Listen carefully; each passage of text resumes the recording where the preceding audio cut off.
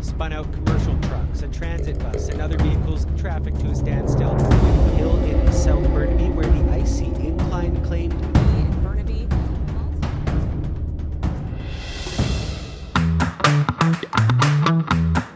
雪地揸車幾恐怖，可以撞到真係幾廿架車連環相撞㗎。咁但係究竟點樣可以避免呢種情況呢？喺雪地入邊真係遇到要剎車嘅話，究竟點樣剎法先係最好呢？我同陳宇榮嘅原來大家係用緊唔同方法㗎。陳宇榮就 hard brake， 我呢就係印下再踩實，即係將佢減速先，再踩實。咁究竟邊個方法為好呢？咁啊，今次咧就多謝三菱咧就 sponsor 呢一架嘅黑色純油版嘅 Outlander 咧，俾我哋出去呢一個露營兼試車，就試下用晒兩種唔同嘅方法去剎車，睇下邊個效果會好啲。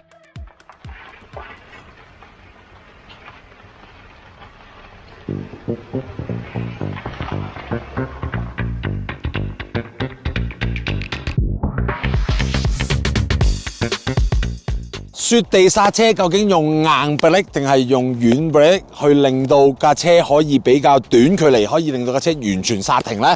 今日我哋就會試呢一個嘅測試嘅。嗱，可以影個地下嘅，而家個地嘅路況呢，其實就未到 black ice， 但係亦都唔係 deep snow， 因為其實所謂嘅雪地揸車呢，都有好多唔同狀況嘅。咁而家我哋呢，就係進入開始準備融雪嘅階段啦。你見到雪嘅積呢，就積雪唔算好厚，你個胎唔會話食咗1/4胎入去個路況度嘅，但係咧佢其實個底咧都跣嘅，咁所以咧用剎車嘅方式咧就會同平時有啲唔同。咁有啲人就話 hard brake， 有啲人就話 soft brake， 印幾次唔好印咁實。咁究竟邊個好啲咧？咁咧我哋就會試咧就行駛50公里時速啊，千祈唔好咁快啊，50公里時速。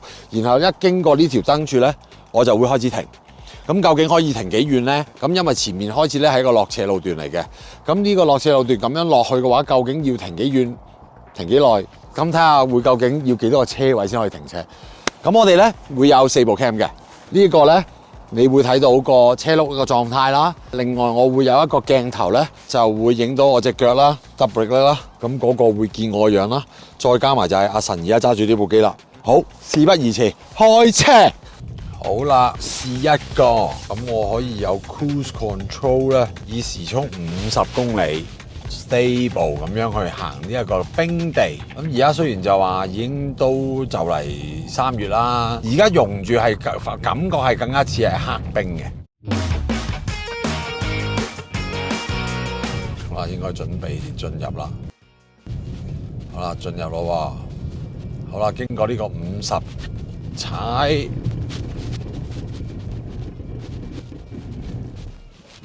經過呢個50踩，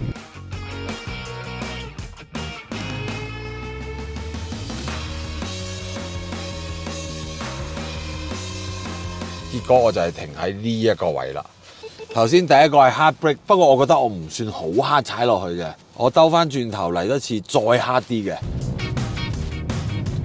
都有少少搶軚喺啲雪地嘅轉彎入邊，所以 all-wheel drive 咧就優勝之處就係4輪驅動啦，呢個掌控上面就會冇咁容易篩出去跣軚。第二次 hard brake。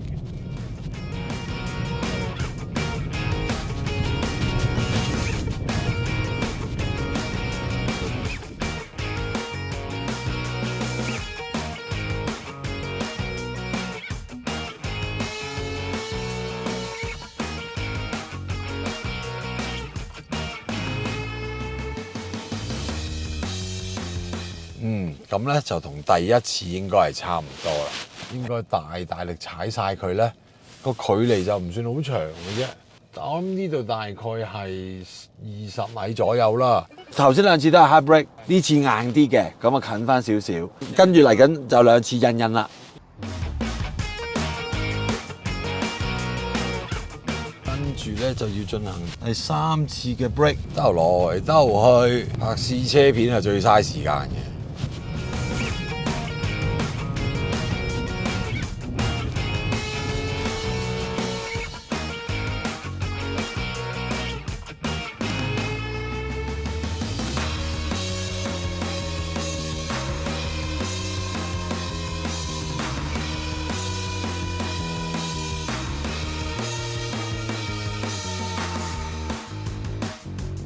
好明顯咧，距離就近好多啦，因為今次就起碼撐咗接近1個半車位啊！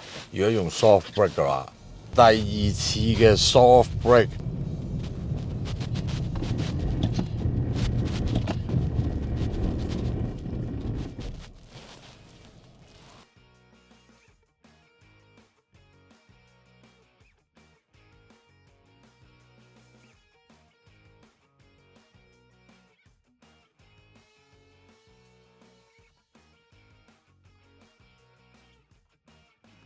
兩次都幾大分別喎，係啊，我都唔知點解，但係就我第2次印得可能冇咁大力咗，即係第2次印反而印得大力啲嘅，不如試多次？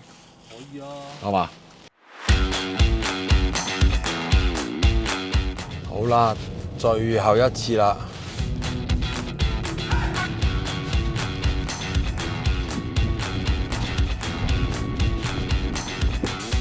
好，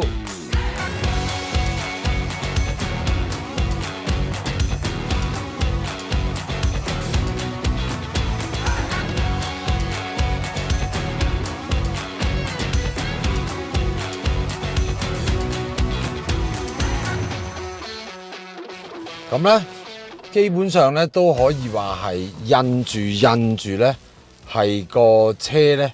係會停得好過 hard brake 嘅，我覺得係我第2次嗰次剎得唔好啫，可以好大落差。第3次咧，我印嘅時候印輕啲，印多幾下。第2次咧，我就係印咗3下，但係第3下硬咗，就係嗰下硬咧令到我跣啦。反而第1次、第3次咧都係印下，應該睇翻片可以見到嘅。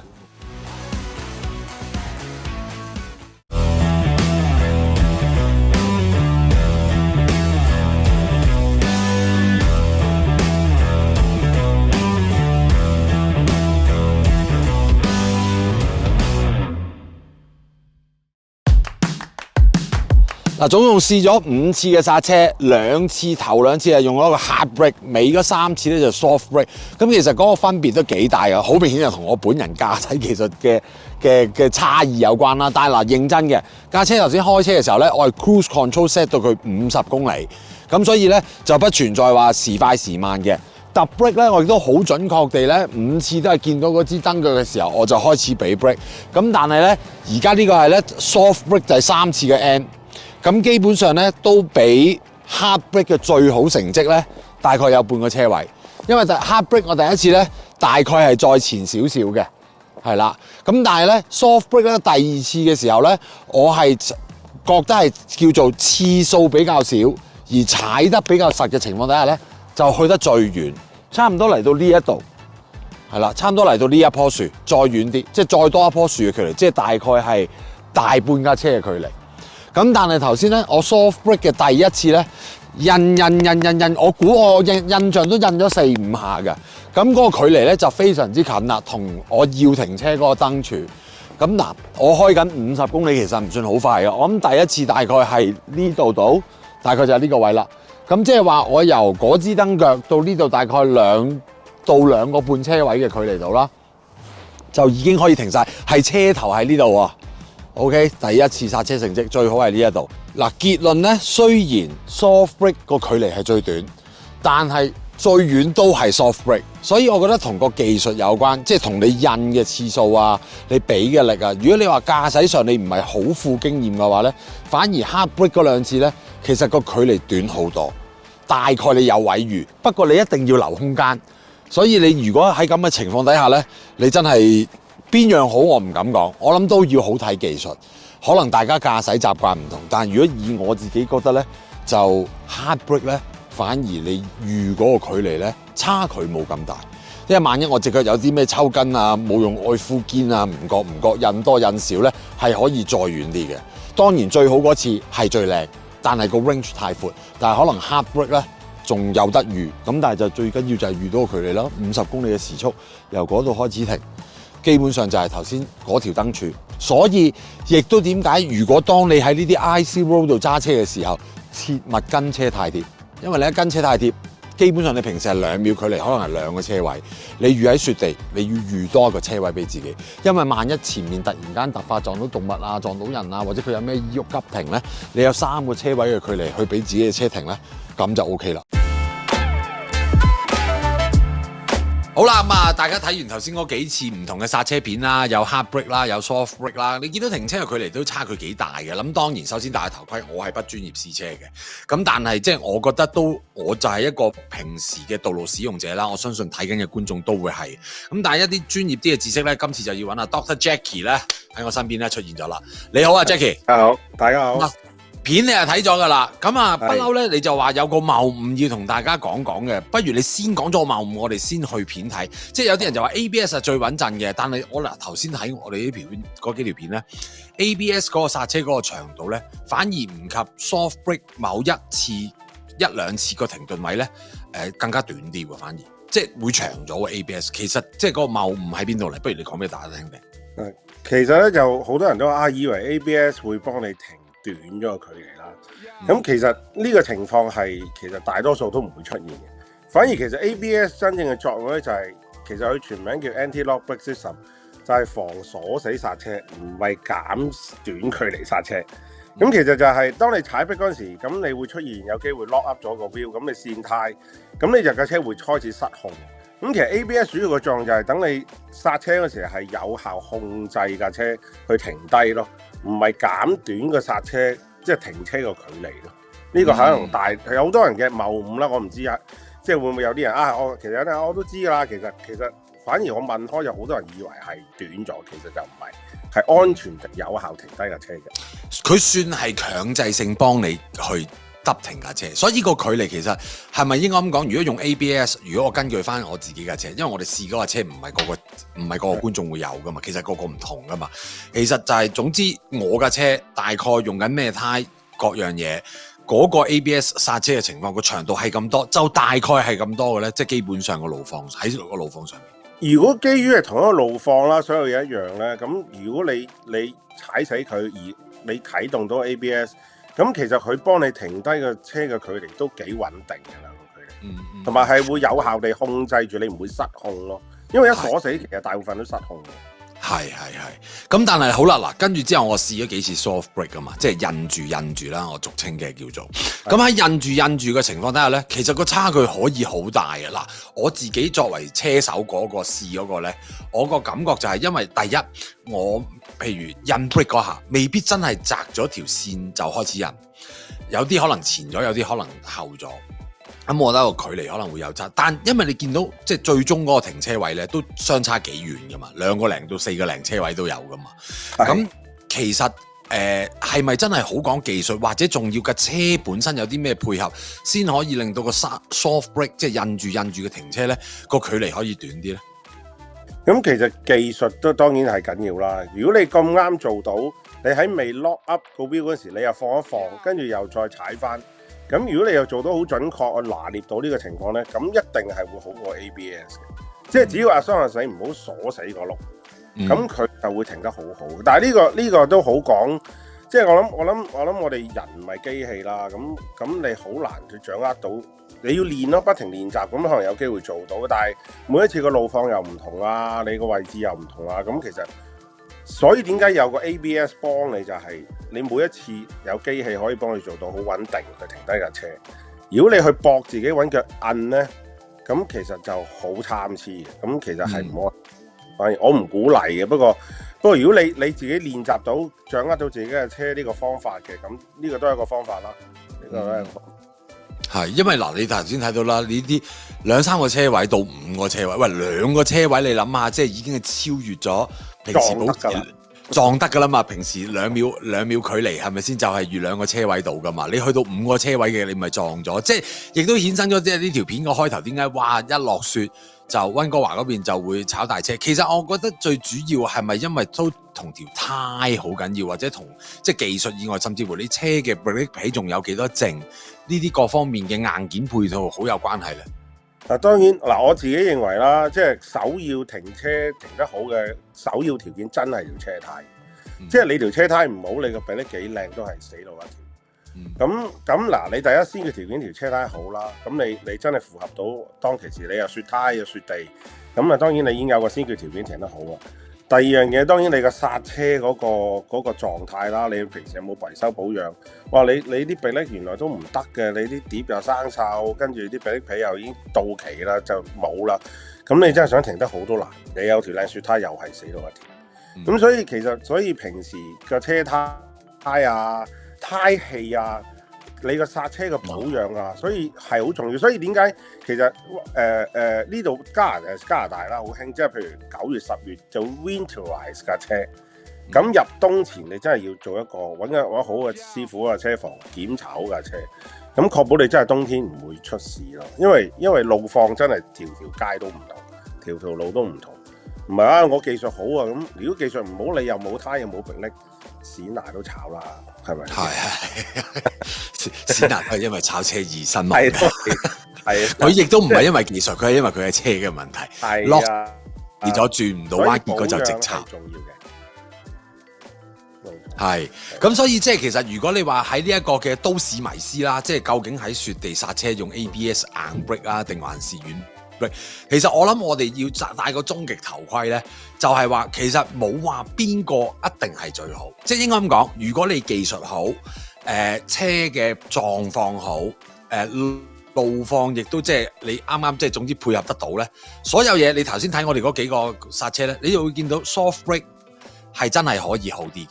但係如果用 ABS 嘅話咧，佢有一個即係叫做鎖死你嘅系統咧，就會令到你有一個叫做保證嘅距離，你可以大概知道自己要幾耐停到車。咁變相你喺雪地揸車嘅時候，你可以同前車保持一定嘅距離，就令到如果遇到前車突然間急停，你去停嘅時候，你喺雪地上面你都有一個距離感可以俾自己停到。咁所以其實我哋喺呢個最終裁判入邊咧，我認為我哋係難以分出高下。我覺得係各有優缺，但係阿 Jack 其實我想問你啦，因為咧，我覺得對於好多香港人嚟講咧，都以前唔係揸開雪地啊嘛，咁所以其實呢條片都係想俾啲嘗試要喺雪地揸車嘅香港人咧，如果你認為無論即係技術你當 average 啦，即係唔好話太高太低，但係又未試過喺雪地揸車，你嘅建議你覺得應該用邊種剎車方式會比較好啲咧？其實如果你唔了解或者你嗰個所謂印逼個原理咧，同埋對自己嘅車嘅操控信心唔大咧，咁其實最穩陣都係踩死佢。即係如果緊急情況，即係當然你唔緊急，梗係慢慢要揾個逼，好似你咁方法印停咧，即係前面你唔係咁緊急嘅時候。咁我講緊係哇，突然間要剎車，咁你就唔好玩呢個印逼，除非你真係對住。咁你踩死佢有個好處就係，佢 ABS 一出去真係幫你控制住架車去有效地停低咯。同埋有樣嘢我都想講講嘅，幾樣嘢我自己即係做咗車房咁多年咧，有幾樣嘢我發現到係我自己認為啊，好多人係唔 check 自己嘅胎氣，因為尤其是冬天咧，啲溫度唔穩定咧，溫度係好影響個胎氣。胎氣唔啱，其實你又好影響個剎車。太脹又唔得，太少又唔得，因為咁樣係會影響個胎同路面接觸嗰個 surface。咁呢個係會影響個剎車距離。咁另一樣嘢就係，我都有陣時都勸，即係會即係叫啲朋友，譬如你自己落大雪啦，咁你已經有雪胎有成，咁你其實揾個地方，嗰個空地，揾嗰個停車場好乜都好，自己出去試下踩實架車。出 ABS 嘅感覺係點？咁你起碼有個心理準備啊！原來 ABS 係咁喎，因為最早期 ABS 出嗰陣時咧，好多人唔知原來係會彈嘅。因為你踩個 big pedal 嗰時 ，ABS 出咧，佢係會有彈腳嘅感覺。咁啲人彈腳，我驚喎，咁咪縮腳咯。咁縮腳你已經冇臂力啦，咁你就反而懟咗埋去。所以其實因為 ABS 係理論上係正常係唔會出嘅。即係好難先出到，除非你即係雪地啦。所以你唔會每一次揸車啊，我都會出到個 ABS。咁所以 ABS 會對於其實好多人嚟講都係陌生，對於我嚟講都唔會成日出到嘅嘢嚟。咁但係如果你一出，跟住原來佢咁樣彈腳嘅，咁我起碼我知道我唔會驚，我唔會縮個迫力先。同埋你又可以 feel 下自己嘅車，好似原來雪地係咁樣樣個感覺，係嘛？即係呢樣嘢好重要。所以其實講到雪地，呢樣嘢好重要。咁啊，胎氣咧，對於新一代嘅汽車咧，通常有時電腦咧，可能都會喺你個 dashboard 度會呈現，即係你個胎氣夠唔夠啊？又或者你個胎氣而家係幾多啊？咁你需唔需要補啊？咁補嘅方式有好多嘅，一係就走去油站入1-2蚊，有啲係免費嘅，咁啊直接打4條胎氣啦。有啲啊可以自己買個泵啦，細細個嘅啫，基本上你嗰啲 can 胎都買到噶啦。咁你基本上就可以喺自己屋企做都得。咁所以呢個就對於少喺雪地揸車嘅觀眾嚟講咧，呢個就呢條片希望可以幫到大家啦。另外最主要都係噶啦，即係所有嘅 mechanic 嘅操作啦，我覺得即係最緊要都係多啲經驗。即係有時有啲人就哎呀雪地我唔揸車啊咁樣，我覺得又唔係嘅。始終你加拿大某啲省份、某啲地區可能講緊4個月甚至乎半年都有雪，咁你唔通嗰半年出街咩？反而就係話你好似頭先阿 Jackie 咁講，揾啲時間了解下自己嘅車，無論係佢嘅硬件保養狀態，定還是你個人嘅技術坐上去自己嘅軟件要求，等自己可以咧更加了解嘅話咧，咁就雪地揸車咧都唔需要驚噶啦。咁今日咧就唔該晒 Jackie， 就幫我哋咧解釋咗好多，等我哋咧可以打破呢個都市迷思嘅。希望呢條片可以幫到大家。最後希望大家 CLS 同埋訂閱我哋住家男人。我哋下次再見，拜拜。拜。